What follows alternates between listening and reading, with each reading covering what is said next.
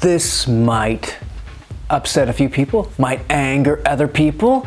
Again, it's my opinion, but in America, if our opinions are different, then there's outrage. We were talking about the Canon 18-200. This has been my lens. I've had this lens for like 8 years or so. Yeah, like 8 years. I've had this lens just a very long time. And I almost got rid of it at one point, and I compared it to another lens. That's a different review. I think it was the Tamron 18-300, and this one did better. And then I thought, well, I've got another lens. I've got the 24-105, and I thought, well, I'm just going to compare it to that. And I figured with the other one, now the 24-105, if you don't know, is an L series lens. L stands for luxury, but it should be considered the E series, stands for EXPENSIVE, because they're very expensive lenses, but they're better, right? I'm going to throw my lens. You're not supposed to throw your lens. But anyway, the point of this review is just to quickly, I just did side-by-sides. I took out this, and I took out the 24-105. I don't have it with me anymore because I gave it back. It was a borrowed lens.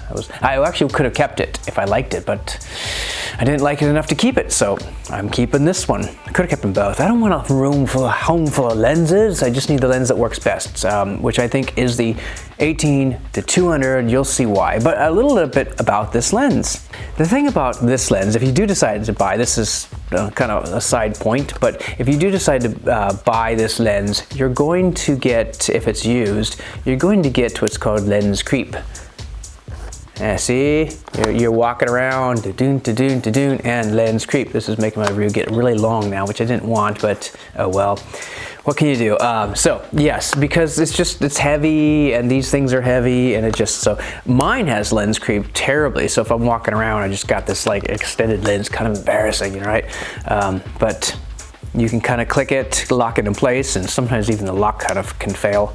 Yeah, see? So, but who's gonna be shaking their lens? Just good to know if you do buy it used. For me, I like this better. I like this better. My shots were better with this almost all the time. Now there are a couple things I should say before I get hate mail. Do people still write letters? Is that this is used, the 24-105 is used. Maybe over time that lens got worse. Maybe when it was born or made off the factory line, it came out there ready to go, gung-ho, fighting strong, super sharp images. Because I've read reviews, they said there's just like tack sharp all across. I don't know, that wasn't my experience, but I'm using a lens that's now over 10 years old.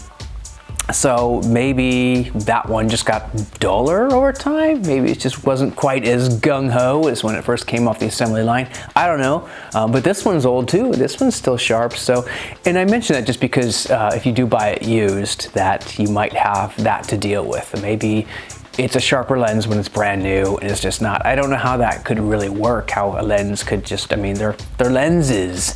They're made up of mini lenses actually, but again, that's just something to consider, that yes, someone could say, well, no, you were using a used one that was bad, which if someone said to my last review, the Tamron, well, you just got a bad Tamron. It's like, at some point, I'm not sure I'm getting bad lenses anymore if they're always bad. I mean, maybe it's just me. They say, no, you're just shooting it wrong.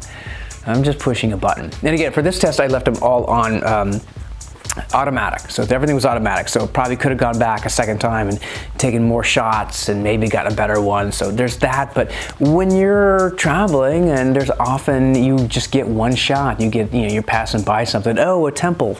You take a few. Well, you get a few shots if you're on like a high-speed mode.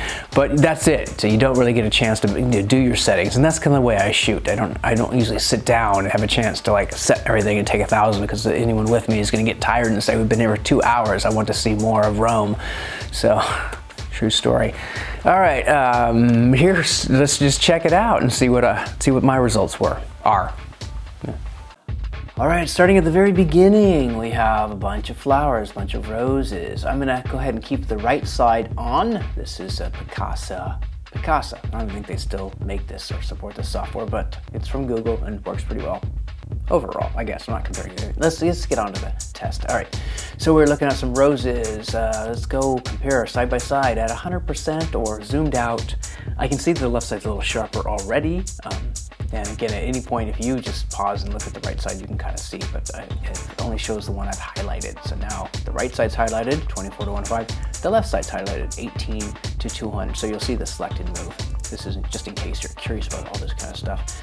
And it depends what you're looking for in these photos. You might want what the Canon 24-105 has to offer, or you might not. For me, I'm going to tell you right now, 18-200, all over the place. I just like that lens a lot more. I like what it does for the photos. And these aren't exactly the same because I had to kind of take it off and replace photos.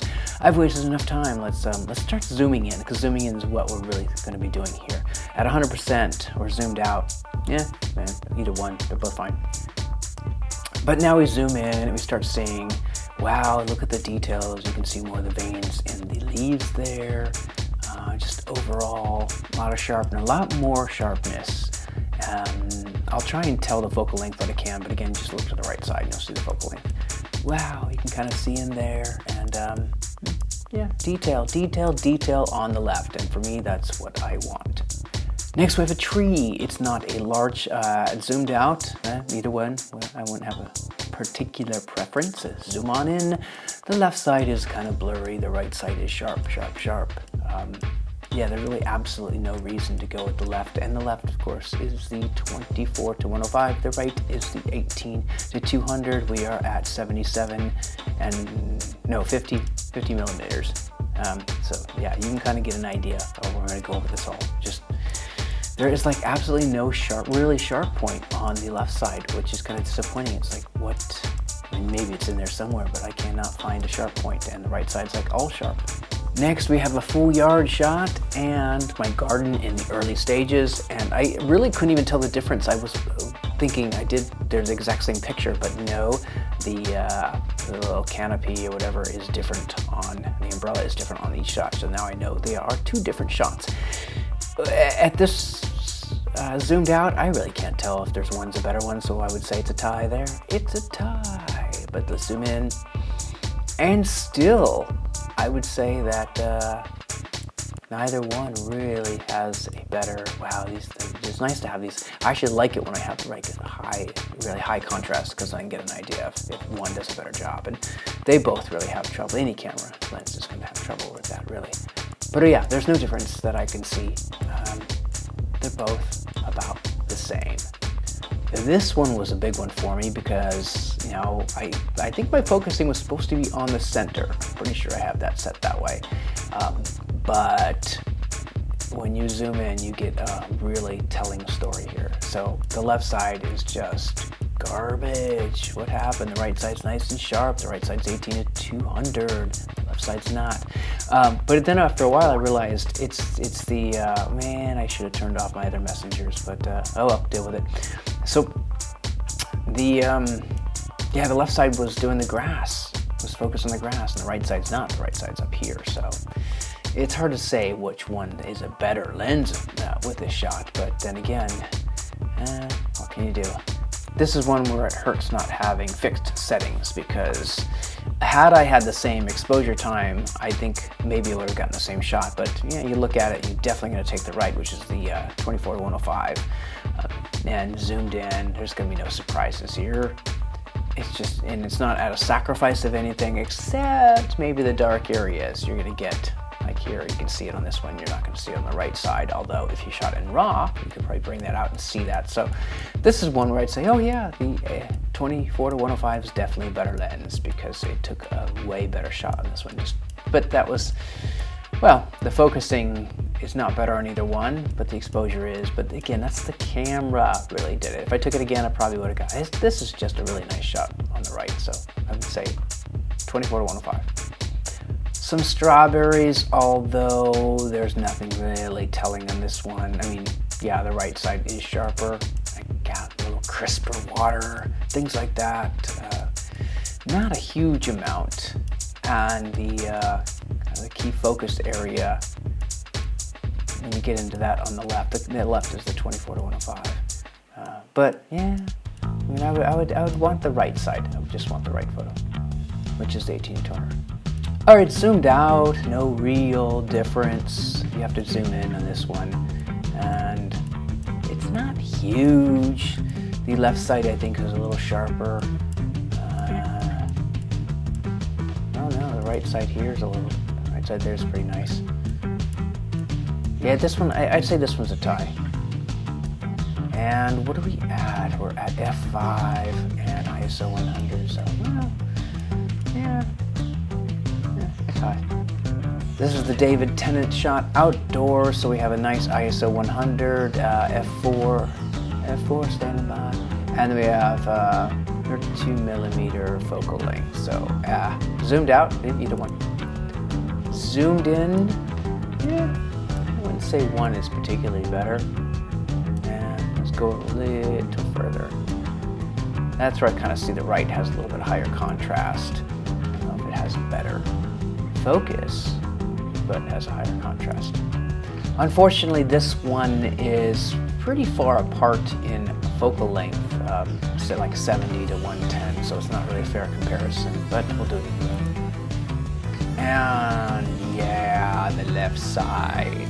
The right side, it's that 24 to 105. It seems like when you start getting zoomed in, you just do not get a sharp photo, but the left side has got nice, crisp sharpness. Detail. Farther out on the photo too. I almost threw this one out. It really doesn't say that much about it, but I'll keep it. And zoom in. Right side might have a little bit of a better shot, but the colors are just a little more vibrant, I guess I would say. But again, that's not always a good thing. This one has some nice detail too. I'd say it's a tie. This has become sort of my go-to photo to really kind of get an idea of difference, because now we're zoomed all the way out on the lens. To make it even, we had to go to 24 because that's as wide out as the 24 to 105 has. But it kind of now zoomed out. Yeah, it looks fine. But what if you were to zoom in? And like, wow, I got some crisp writing there. I still got some sharpness there. I still here, which I think is kind of the focal point of the whole shot, at least it should have been. And no, the right side is a little bit blurry. These are all blown out, that doesn't really matter to me. The tree here, getting a little more detail on this side. Were they both the same? F5 for both, ISO 100 for both. The shingles there. Yeah, the bird feeder here. So this is the one where I really think if I were going on vacation somewhere, I would definitely bring the 18 or the